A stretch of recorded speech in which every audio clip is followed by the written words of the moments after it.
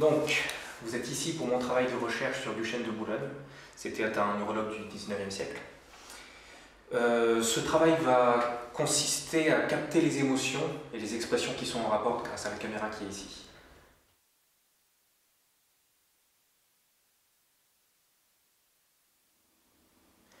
Comme je l'explique à mes modèles en début de séance, mon travail est centré sur la naissance de l'expression, le passage d'un état neutre à un état expressif et le lien entre l'émotion, l'expression et les muscles du visage.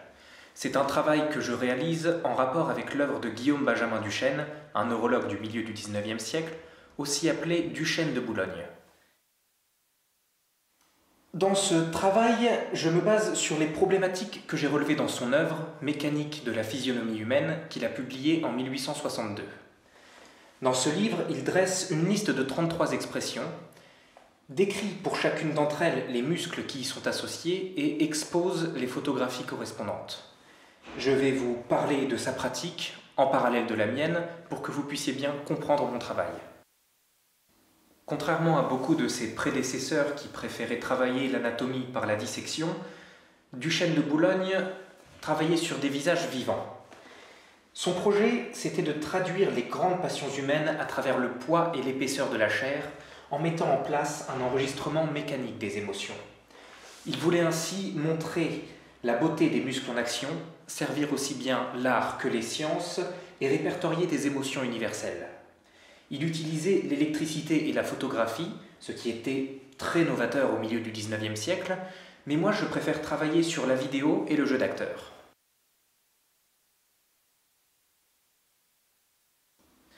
Ce qu'on voit bien ici avec mes modèles, c'est que chacun d'eux a une façon légèrement différente d'exprimer les émotions. Les muscles sont les mêmes, mais on a tous notre manière d'exprimer la joie, la colère, la peur. Si Duchesne avait une approche un peu automatisée des expressions, pour ma part, j'ai opté pour une approche un peu plus individualisée. Alors on va commencer par un exercice simple.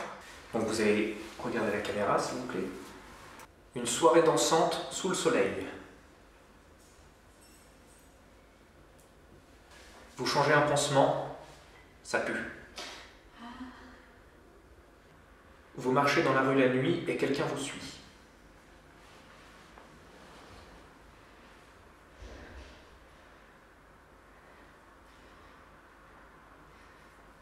Dans la rue, vous croisez un grand metteur en scène qui propose d'écrire un film sur votre vie. L'expérimentation que vous voyez ici reprend un aspect intéressant de son travail, dit faradisation localisée.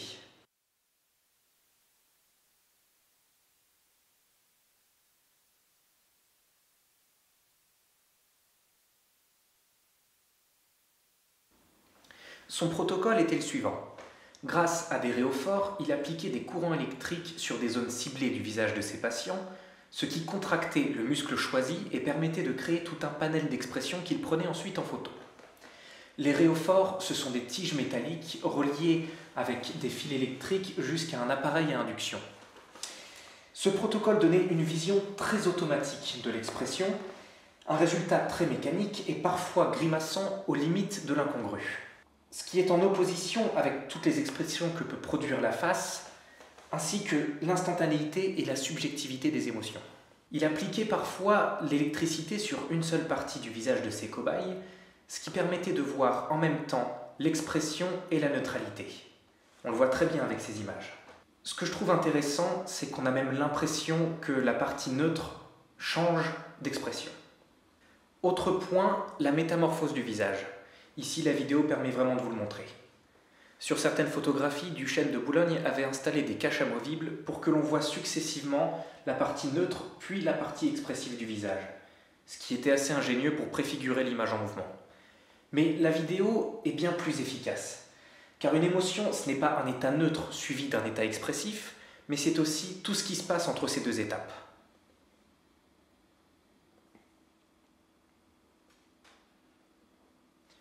Mon travail reste très modeste comparé à l'œuvre à laquelle Duchesne de Boulogne a consacré sa vie. Il avait mené son travail sur des sujets d'âge et de sexe différents, et son projet était de créer un dictionnaire visuel de toutes les expressions, une grammaire et orthographe de la physionomie humaine, ou encore un répertoire de nouveaux canons artistiques. C'était vraiment très ambitieux.